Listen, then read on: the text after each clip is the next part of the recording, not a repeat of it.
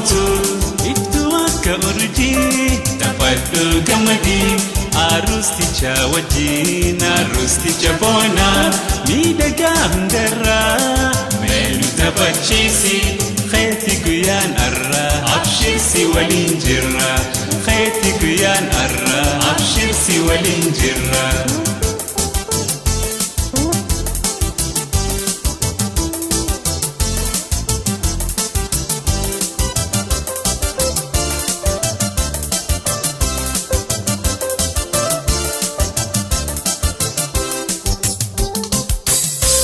Awanif mangudon azifani jolen tokkoleen hin hafne dardaraa shamarran qandi hoof halaala firaaf yaalii taphannee gammaduuf gammachuu madeessan. Awanif mangudon azifani jolen tokkoleen hin hafne dardaraa shamarran qandi hoof halaala firaaf yaalii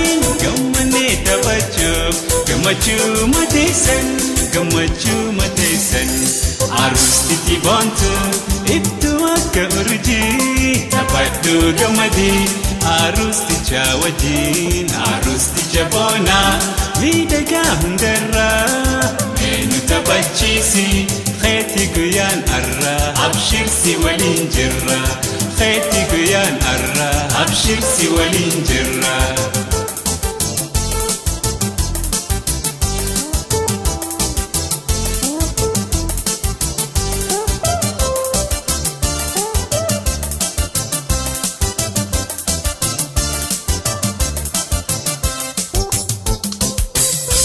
Tandubartii Helen qandiraa dhiichisaa uffataa sadeessaa ililchaa gomarsaa shaggooyee taphachaa aadaadhaas guddisaa gooftaadhaaf higiftii daskoodhaa bohaarsaa.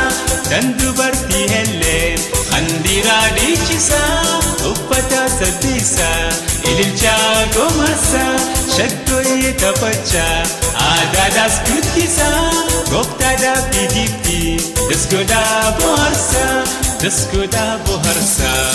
Aroostichi boontu ittuu akka urjii taphadhu gammadii aroosticha wajjin aroosticha boonaa miidhagaa hundarraa meenu taphachiisi keetti guyyaan arraa abshirsi waliin jirra keetti guyyaan arraa abshirsi waliin jirra.